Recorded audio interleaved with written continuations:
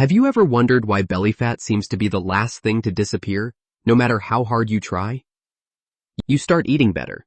You try to exercise more. Maybe you even cut calories or try a popular diet. For a few weeks, things look promising. And then suddenly the progress stops. The scale stalls. Your waistline barely changes.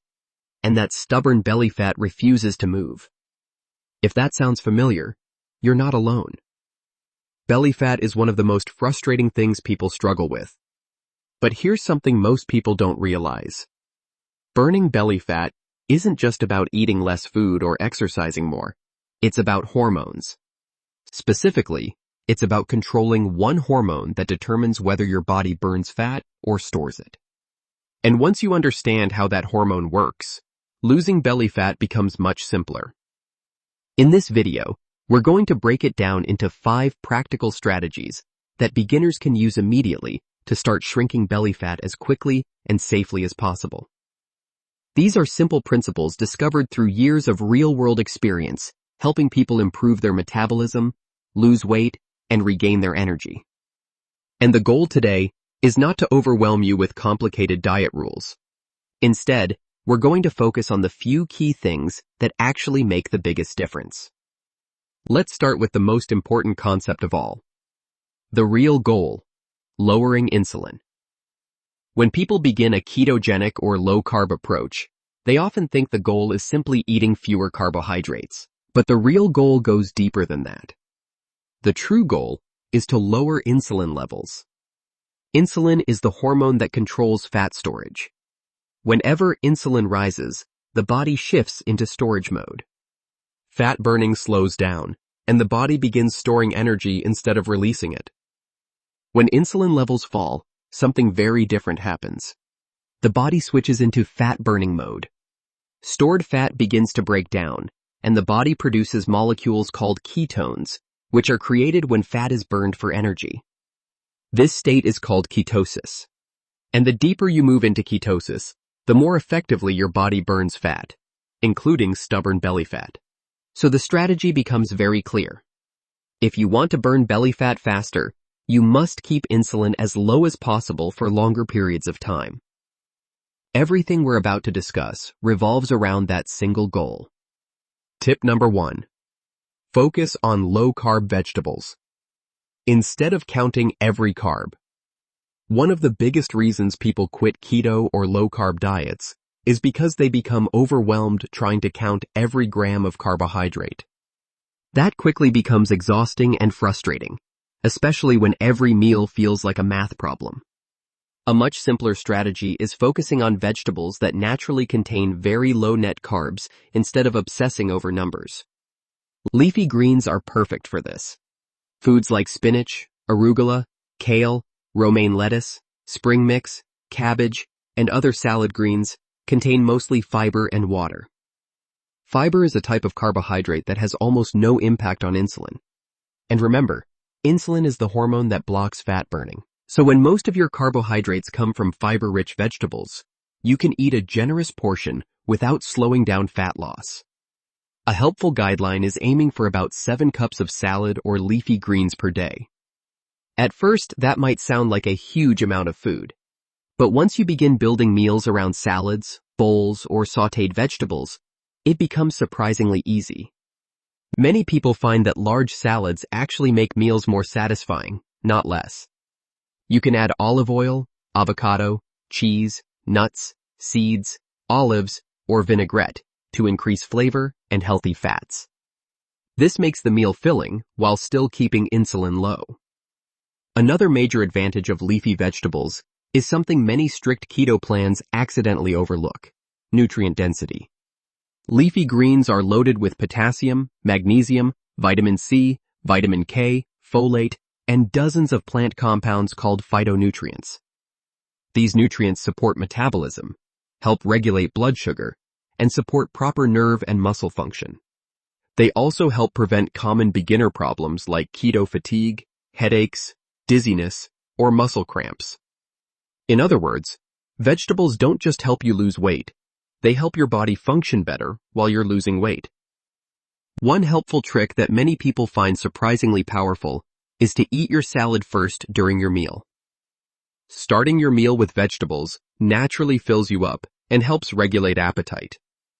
By the time you move on to protein and other foods, you're already partially satisfied, which helps prevent overeating.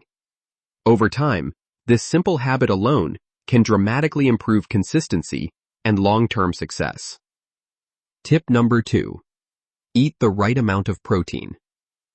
Protein is essential for maintaining muscle, supporting metabolism, and keeping you satisfied between meals. But the amount matters. Too little protein can leave you feeling weak, fatigued, or hungry soon after eating. Too much protein, however, can slightly raise insulin levels, and in some cases, slow the body's transition into deeper ketosis. That's why balance is important. A simple rule of thumb is eating a portion of protein about the size of your palm at each meal.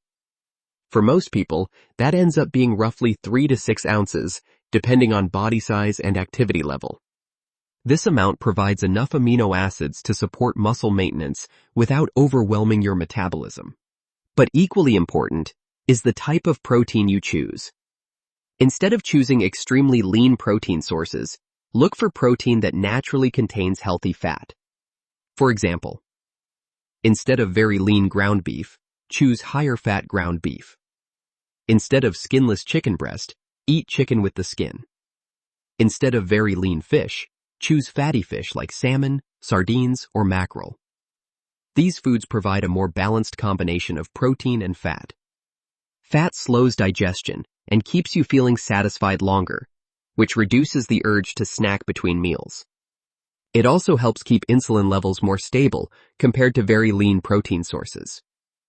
This combination, moderate protein and natural fats, helps the body stay in a fat-burning state for longer periods of time.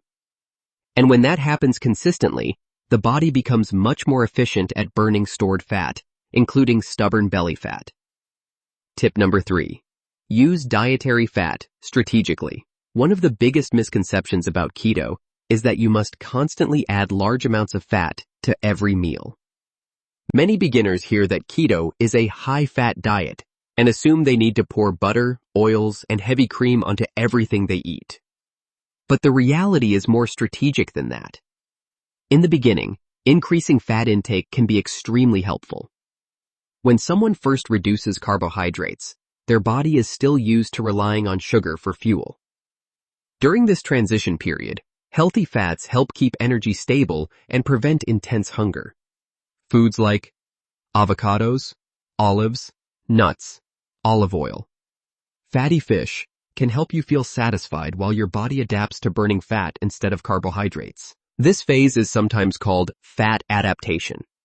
During this time, the body is essentially relearning how to use fat as its primary energy source. But here's something important that many beginners overlook.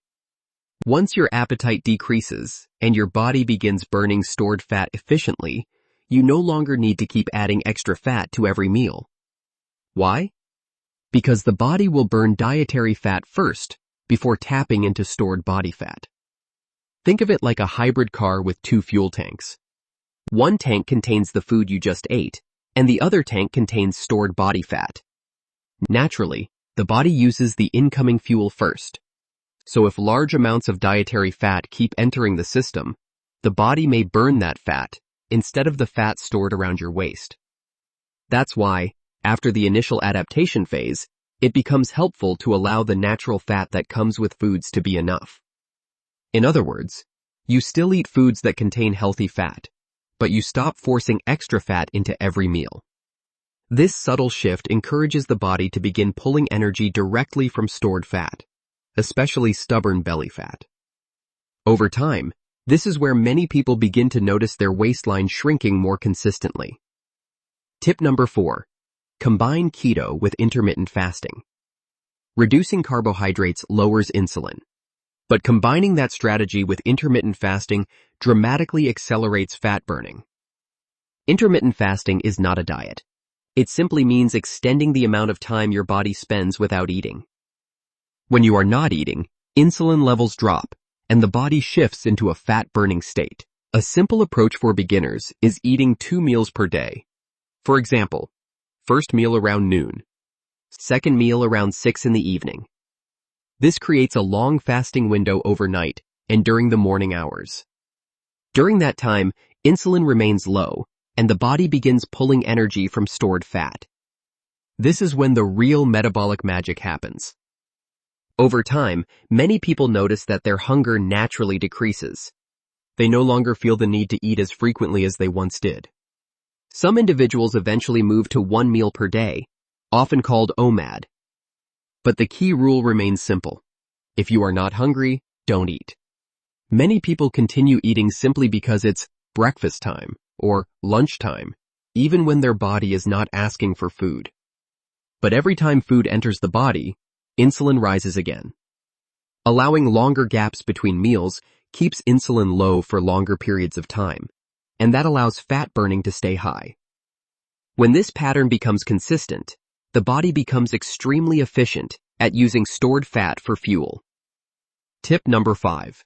Make it enjoyable and sustainable. The final tip may be the most important of all. If a plan feels miserable, restrictive, or stressful, most people will not follow it long enough to see meaningful results. So it's important to make your lifestyle enjoyable.